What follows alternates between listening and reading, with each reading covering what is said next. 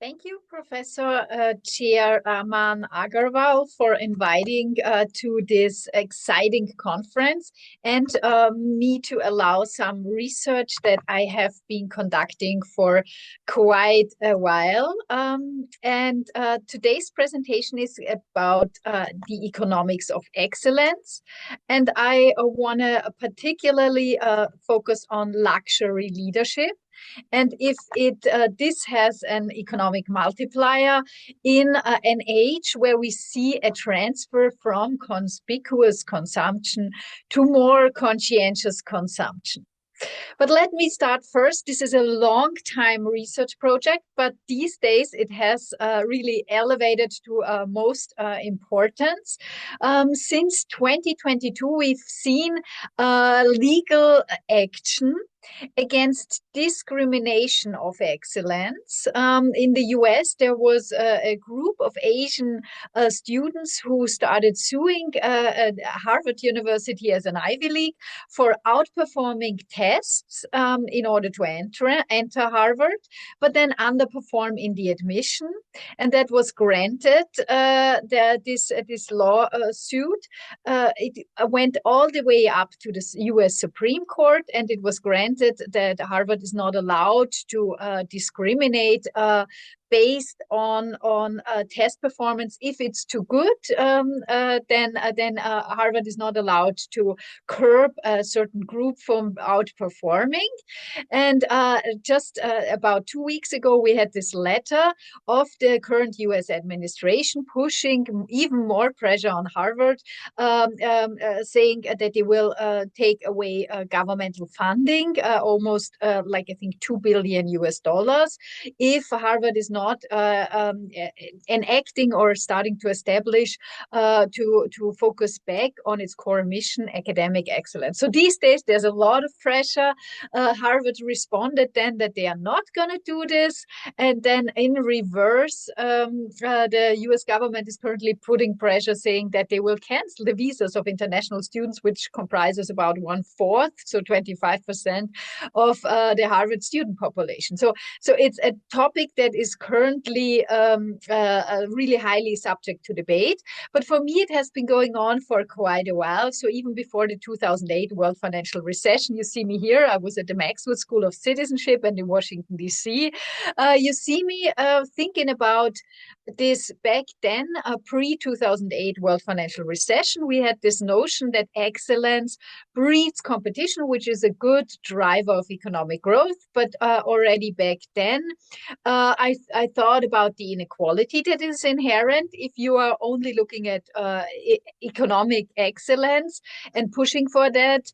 You might refrain certain parts of society or certain societies within the world to not be able to participate in this due to disadvantages. So you see me already here at the UN being very critical. Here you see the red circle, not fully engaging in this pre-2008 world financial crisis debate. Then with the 2008 world financial recession, we saw this swing of the pendulum into more attention to inequality. And Thomas Piketty came out with his prominent book on inequality in the 21st century, or capital in the 21st century, really making the case that over 250 years, we had wealth distribution going more and more into an unequal balance within societies. And he had the OECD countries' beautiful data where he shows that this problem of inequality is growing. And then after or around 2010, I was then at Harvard University, where I started to develop this idea of the beauty of Ivy, making the case that maybe you need a mixture of equality drivers and inequality representation in a society, and then connect it. And why I came up with this idea that was then later on published was because I saw at Harvard University there are two different groups There's on the one hand who network and who meet at Ivy, and this was the idea that you have this beautiful interaction. You have there on the one hand more kind of legacy students who are royal dynasties or long-standing political and diplomatic representations. They come in with parents' wealth, income, and no social networks in elite clubs. But then you have also the underprivileged strivers who are intelligent and over ambitious, and both meet at this campus, and they both, if you sum up or discount their future value, both of them have value. The legacy admits are more long-term established value, and they will inherit, and they are in the right social clubs. But then on the other hand, you have the strivers who will push for intellectual boundaries, and this is a beautifully diversified portfolio that is Harvard really establishing. And here was this idea that you could potentially take this example and really try to implement this also on a societal level with intergenerational mobility potential, that you connect in cities or you connect in countries or you connect via international trade. Two different representations, one that is more inequality representing and the other one more equality representing, and you connect these two worlds, and everyone benefits from it by inequality equality bundling strategies. So that was the idea in 2010. And then the pendulum really started to swing even more into more and more saying we need to have underprivileged people overrepresented. And this was then when this Harvard Law School case, this Harvard law case came up. And back then I was at an institution where in New York, where I started thinking about discrimination of excellence and the ethics of inclusion. And you can also tie this more to the Indian case, making the case that even in historical examples, sometimes we have regimes or ideas that are so beautiful and so excellent that you only want to have them once, and you want to curb any competition to replicate this. And here I have this beautiful example of the Taj Mahal. You can tell me more in the Q&A session about it, but allegedly there's the myth that the people who built it, they were refrained from rebuilding a second one in order to have this long-standing excellence being the only representation. And here, when something like this starts, when you say, okay, you have to conserve a certain excellence and no one else is allowed to do this, then you start having an issue where you're thinking about discrimination against excellence, actually. And here I make this case that excellence or being an overstriver can sometimes become a problem via anti-discrimination, or can become a problem that you have discrimination and then you need anti-discrimination to counterbalance it. And especially in the educational world, this was this idea to focus back a bit on merit and equal opportunities at the same time, as we are talking about letting everyone in. So this was this case of making a case for unjust treatment of outperformers and thinking about if there is a discrimination of outperformers, if you have certain groups that are just too brilliant, too good to be true, that they are going to be pushed down. And I first started looking into the legal case when this Harvard case came up, where Asian students were suing against Harvard, but that is solved. And now I'm looking at the economic implications of excellence. This is my newest string, and I want to look into data from political ideas, but also zoom into the socio-psychological dimensions of excellence and how that can be a contribution. If you take one thing away from this presentation, please take this. I'm neither left-wing nor right-wing, but I want to make the case that we should have have ethics of inclusion for both sides. On the one hand, if you're striving and outperforming, you should be given a stage. But then on the other hand, if you're not falling in a certain category, you should always also be evaluated based on, we need to connect the worlds of equality and inequality together in order to really have a transfer between two worlds and have a diversified portfolio in the representation of either educational institutions or, for instance, corporations. So what I want to argue for is more these bundling strategies and giving a chance to everyone and really connecting over-ambitious people, but with also people who are not over-ambitious, but bring in other assets that can also be an excellence indicator. And where I want to show this is especially in the area of luxury management. These days, I'm at the International University of Monaco, where they have a historic representation of luxury management classes and students.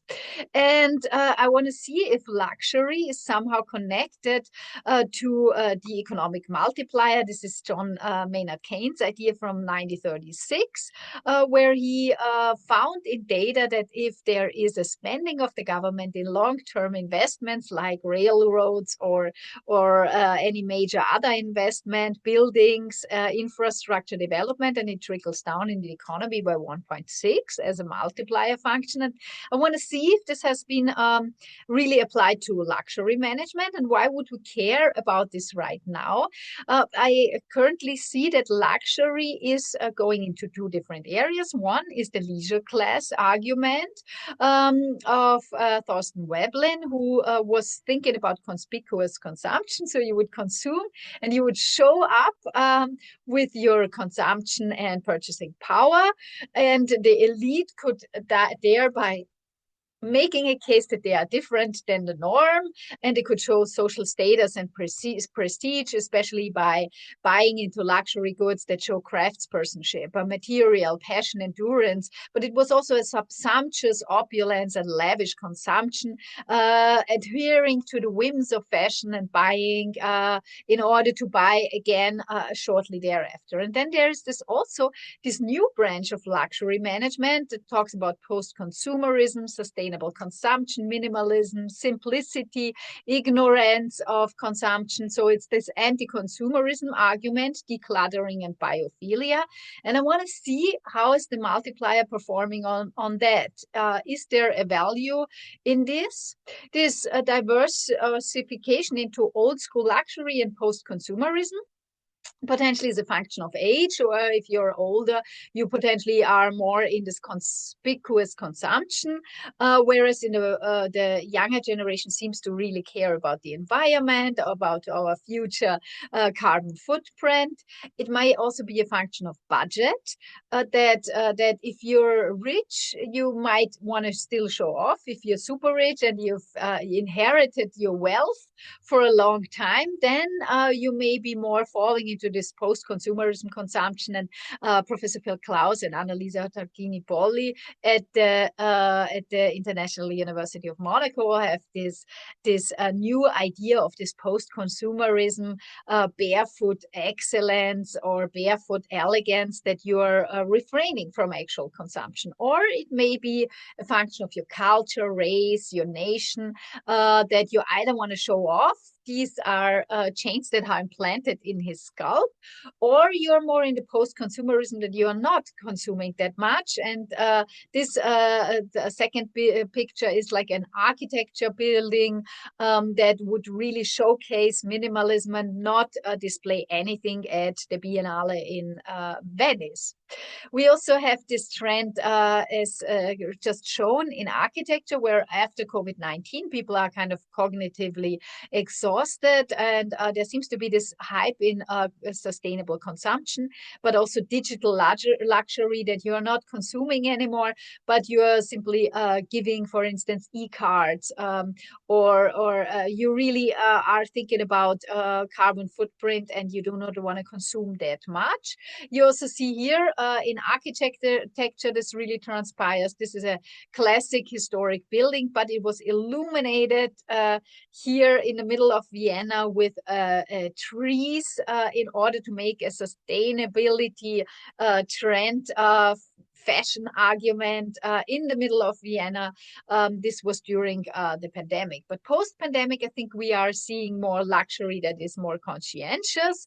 And I want to zoom in with this research, especially on the societal acceptance of luxury. Why did luxury survive over many decades, over many centuries? And there seems to be three elements where luxury is accepted. One is the Gestalt. It's an ensemble that is more important than its pieces. Here you see one of these ensembles that was never divided into singular silver coins, because the Gestalt was more important than the single pieces that could have been created out of it. Then we see in luxury, why luxury persisted over centuries, a common consumption element. These drums were used to inform people in ancient times about special announcements, weddings, special days, special states visits. So they were also never molten into coins, because they were simply too important to create a social identity.